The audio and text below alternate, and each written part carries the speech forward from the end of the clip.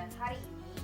Jadi, sesuai dengan judul, kita akan mempelajari dua submateri, yaitu konsep hukum dasar kimia dan juga konsep mol dan penerapannya dalam perhitungan kimia. Nah, untuk yang pertama mengenai hukum dasar kimia, apakah kalian sudah mengetahui apa itu hukum dasar kimia? Ya, betul sekali. Hukum dasar kimia merupakan keteraturan dalam ilmu kimia yang berlaku secara umum. Hukum dasar kimia berlaku dalam ilmu kimia baik kuantitatif maupun kualitatif. Hukum dasar kimia yang akan kita pelajari ada 5. Hukum dasar kimia yang pertama yaitu hukum kekekalan massa yang dinyatakan oleh Lavoisier. Di sini tulisannya Lavoisier, tapi kita dapat membacanya dengan Lavoisier. Nah, beliau menyatakan bahwa massa zat sebelum reaksi sama dengan massa zat setelah reaksi. Beliau menyatakan hal tersebut atas uji cobanya menggunakan logam merkuri dan juga oksigen yang menghasilkan merkuri oksida yang berwarna kemerahan. Percobaan ini sebelumnya telah dilakukan oleh seorang peneliti bernama Priestley, kemudian dilanjutkan oleh Lavoisier. Berikut ini adalah gambaran percobaan Lavoisier. Di sini ada pemanas dan di dalamnya ada wadah berisi logam merkuri, kemudian disambungkan dengan pipa ke wadah tertutup yang berisi udara atau oksigen dan cairan raksa atau cairan merkuri. Setelah beberapa hari logam merkuri dipanaskan, cairan raksa yang ada di sini yang tadinya ada di posisi A kemudian naik menjadi di posisi B. Namun setelah proses pemanasan selesai, kemudian cairan raksa kembali lagi ke tempatnya, yaitu di posisi A. Dan setelah ditimbang, massa logam merkuri yang ada di sini, massa sebelum dan massa sesudahnya itu sama. Sekarang saya akan melakukan suatu percobaan sederhana untuk membuktikan adanya hukum kekekalan massa. Nah, alat dan bahan yang saya gunakan juga cukup sederhana. Bahan-bahannya ada cuka, air, dan juga baking soda. Kemudian alatnya ada neraca digital dan balon. Anda juga dapat melakukan percobaan ini di rumah. Langsung saja kita mulai percobaannya. Pertama, teteskan beberapa tetes cuka ke dalam air.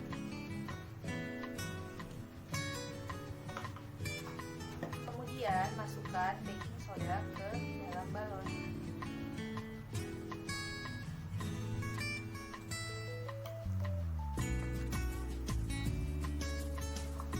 Kemudian nyalakan neraca digital dan ditimbang massa sebelum reaksi.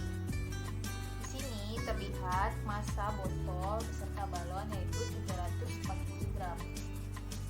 Masukkan baking sodanya ke dalam botol.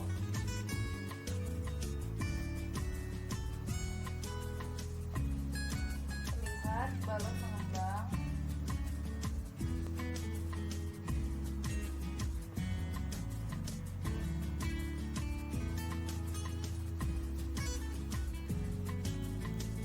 Nah,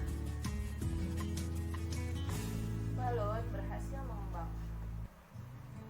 Setelah reaksi selesai, kita timbang lagi zat setelah reaksi dan massanya tetap sama, yaitu 340 gram. Yang kedua yaitu hukum perbandingan tetap. Proust menyatakan bahwa suatu senyawa meskipun berasal dari senyawa yang berbeda ataupun direaksikan dengan cara yang berbeda, maka akan tetap memiliki komposisi yang sama. Berikut adalah contoh. Hidrogen oksigen menghasilkan air H2O. Jika hidrogen diberi 1 gram, oksigen 8 gram, maka akan menghasilkan massa air 9 gram. Ketika hidrogen direaksikan 2 gram, oksigen 8 gram, maka massa air akan tetap 9 gram dan memiliki sisa 1 gram. Yang ketiga adalah hukum kelipatan perbandingan yang dicetuskan oleh Dalton. Dalton menyatakan bahwa jika dua unsur dapat membentuk lebih dari satu senyawa dengan massa salah satu unsur dari senyawa tersebut adalah sama, maka perbandingannya adalah bilangan bulat.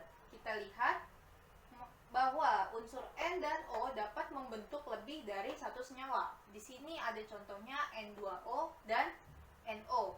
Dan juga massa oksigen sama-sama 16 dan 16, sehingga perbandingannya menghasilkan bilangan bulat, yaitu 7:4 dan 7:8. Yang keempat, hukum perbandingan volume oleh Gay-Lussac. Dinyatakan bahwa gas yang bereaksi, volumenya dengan gas hasil reaksi, jika diukur pada suhu dan tekanan yang sama, maka akan menghasilkan perbandingan bilangan bulat dan sederhana. Anda dapat menyaksikan dalam percobaan berikut ini. Sekarang saya akan melakukan percobaan untuk hukum perbandingan volume dari Gay-Lussac menggunakan alat-alat yang sederhana, yaitu lilin, warna makanan, dan juga air. Langsung saja kita coba ya. Anda bisa menggunakan warna makanan, warna apa saja, hanya untuk sebagai penanda di air. Cukup 1 tetes saja, kemudian diaduk.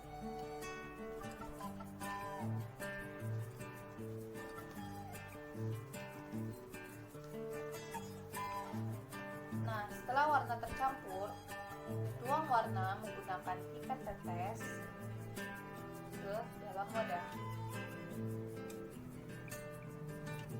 Secara perlahan mengelilingi lilin. Nyalakan api lilin.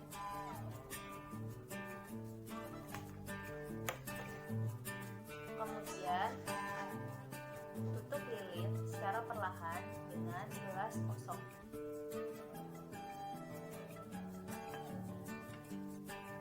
Air yang ada di sekeliling gelas masuk ke dalam gelas karena jumlah mol gas oksigen yang berada di dalam gelas berkurang saat lilin ditutup dengan gelas. Hal tersebut menyebabkan lilin padam karena pembakaran api membutuhkan oksigen. Sesuai dengan persamaan gas ideal, jumlah mol gas oksigen sebanding dengan tekanan di dalam gelas, sehingga tekanan di luar gelas mendorong masuk larutan ke dalam gelas.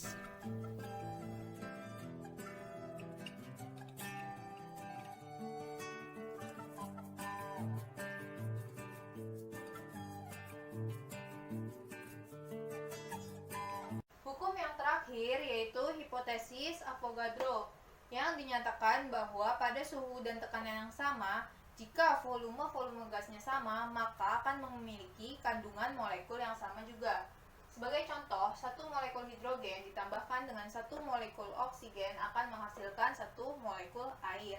Jika digambarkan, maka bentuk molekulnya akan seperti ini, dengan jumlah yang sama dan bilangan bulat. Baik, kita lanjutkan materi konsep mol. Konsep mol adalah konsep yang menyatakan hubungan antara jumlah partikel suatu zat dengan jumlah massa atau volume zat tersebut. Satuan dari mol adalah sama dengan dari 1 mol karbon 12. 1 mol sama dengan 12 gram karbon 12 dengan bilangan 6,02 dikali 10⁻23. Bilangan ini disebut juga dengan bilangan Avogadro. Sekarang adalah penerapan mol dalam perhitungan kimia. Mol menjadi pusat yang penting dalam berbagai perhitungan kimia. Mol disimbolkan dengan huruf N. Rumus awal mol yaitu massa dibagi dengan AR atau MR. Kemudian ada molar. Molar memiliki rumus M sama dengan mol dibagi liter larutan. Ada molal, M sama dengan mol dibagi dengan kilogram pelarut atau massa pelarut. Kemudian ada XA. XA ini merupakan fraksi mol. Fraksi mol sama dengan mol A dibagi dengan jumlah mol total senyawa. Anda boleh mencatat rangkuman rumus-rumus berikut dan dapat diterapkan dalam berbagai perhitungan stoikiometri atau perhitungan reaksi kimia.